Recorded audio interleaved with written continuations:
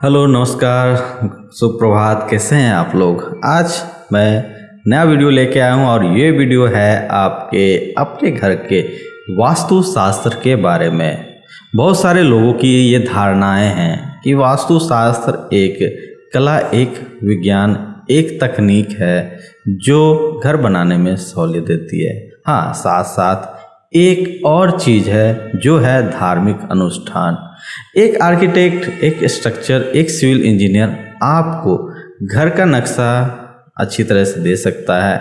उस घर के डिजाइनिंग अच्छे हो सकते हैं। घर में रहने के बाद लाइटिंग और उसके हर एक सूटेबिलिटी जो जहाँ पे उपस्थिति होनी चाहिए, जो फॉयर एरिया से लेके बेडरूम तक जाने के संदर्भ में अच्छा डिजाइन आर्किटेक्ट इंटीरियर कर सकता है, एक सिविल इंजीनियर कर सकता है।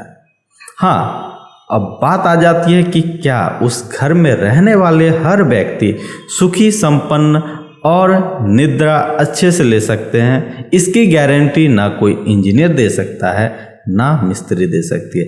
इसकी गारंटी देती है वास्तुशास्त्र, जो हमारी परंपरा पे सारे वेदों के सार निकालते हुए उसे हमने बनाया। और ये पुराण विश्वकर्मा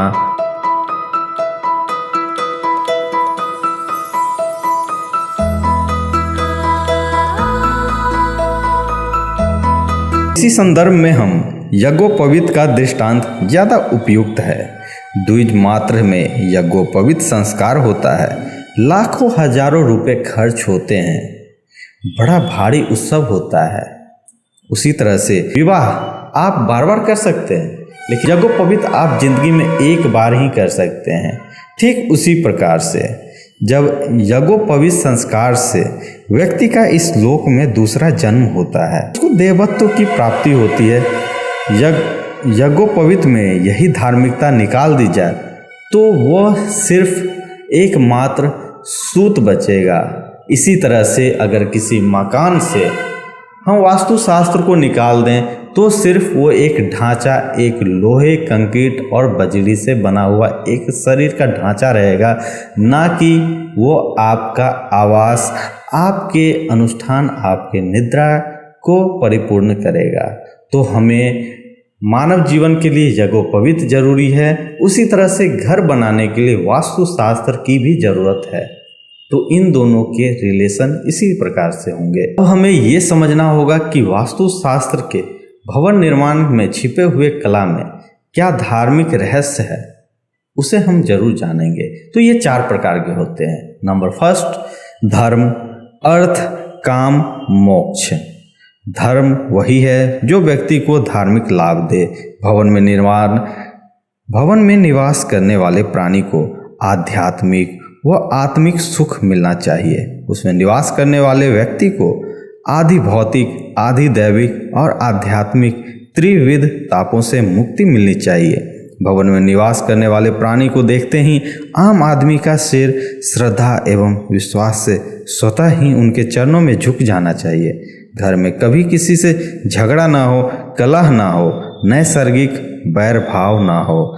आपने तो सुना होगा कि प्राचीन काल में ऋषि मुनि द्वारा जब हमारे जीव जंतु जब उनके आश्रम में पहुंचते थे तो हिंसक से हिंसक प्राणी, जो शेर हो, बाघ हो, वो भी वहां जाके नतमस्तक होके बकरी, हिरन जैसे पशु से भी दोस्ती करके और एक साथ रहते थे। यही है धार्मिक धर्म, हमारे वास्तुशास्त्र का रहस्य। अब आते हैं हम कर्म पे, जो अर्थ, काम, मोक्ष 3 बचे हैं। आर्थिक अर्थ पे आते हैं। गृह प्रवेश के साथ ही धन बढ़ना चाहिए, व्यक्ति को ऊंचा उठना चाहिए। ऐसा नहीं कि व्यक्ति ने मकान बनाया और कर्ज में दबता ही चला जाए। व्यक्ति को आर्थिक रूप से हमें आसानी से उसे संपन्न रहना चाहिए। वास्तुशास्त्र का दूसरा स्तंभ है। अब आते हैं काम, जिसे वासना या कहें तो उनकी मनो इच्छा। तो व्यक्ति को पत्नी का पूर्ण सुख मिलना चाहिए, पुत्र पौत्र की वृद्धि होनी चाहिए। उसके सुख, ऐश्वर्य एवं सांसारिक जीवन में जो एक दाम्पत्य जीवन का मूल आधार है कि वंशानुगत हमें वंश वृद्धि के लिए काम की इच्छा रहती है और यही हमारा सुखमय है तीसरा स्तंभ हमारे वास्तुशास्त्र के।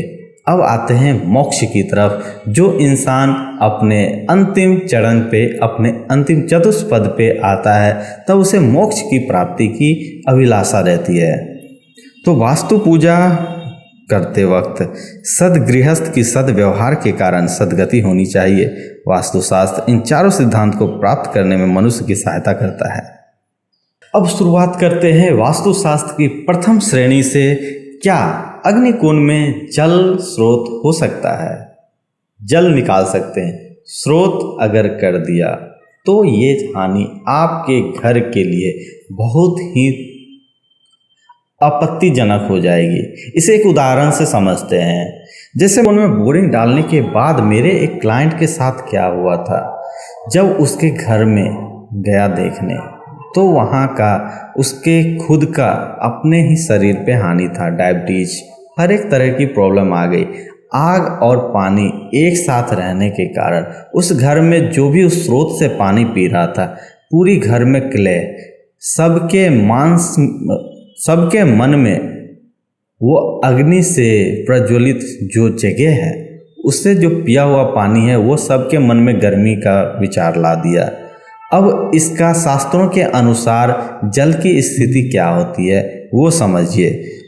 शास्त्रों के अनुसार जल स्थान जो है वो ईशान, उत्तर, पूर्व, पश्चिम में हो सकती है, पर अग्निकोण में वह पुत्रनाश, शत्रुभय, बाधा और नैऋत्य में अगर है तो पुत्र की हानि, दक्षिण में होने से पत्नी का नाश, वायव्य में होने से शत्रु द्वारा पीड़ा तथा घर के मध्य में हो तो संग्रहित धन का नाश हो जाता है। इसीलिए अग्निकोण में जल स्थल या फिर जल स्थल का सही चुनाव आप करेंगे तभी आप अपने घर में सुखी रह सकते हैं। ये छोटी बातें हैं लेकिन बहुत ही महत्वपूर्ण हैं एक घर के निर्माणाधिकार के लिए, क्योंकि पूरे साल में ऋतुओं के साथ हमारा काल बदलता है।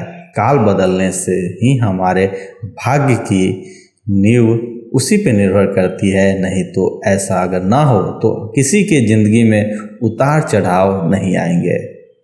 इसी के साथ आगे बढ़ते हैं। लोगों का ये मानना है कि सर घर तो ठीक है, अगर हम अपने कमर्शियल प्रोजेक्ट में ऑफिस बना रहे हैं और उसके ऊपर से अगर बीम चली हुई है तो क्या दिक्कत होती है। अब आप कितना भी अपने मजदूर को खुश कर लीजिए, लेकिन बीम जो हमारा गर्डर और बीम होता है वो नीचे हमारा टेंशन मोड होता है, ऊपर कंप्रेशन मोड होता है। ये एक सिविल इंजीनियर की भाषा में बता रहा हूँ।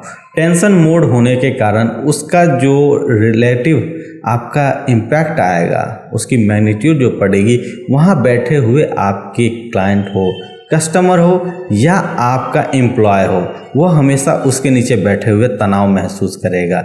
जिससे आप कितनी भी खुशी दे दो उस मजदूर को, उस एम्प्लॉय को, आपका एम्प्लॉयमेंट, आपका हर एक काम बिगड़ता चला जाएगा। इसीलिए बीम या गर्डर के नीचे कभी भी अपना ऑफिस, रिवॉल्विंग चेयर हो या कोई भी चीज़ हो, बिल्कुल ना बनाएं। इस चीज़ को ध्यान रखिए। मिलेंगे अगले वीडियो में। ये लंबी कड़ी जाएगी और इसे ध्यान से सुनते रहिएगा, क्योंकि ये एक महत्वपूर्ण चीज़ें हैं।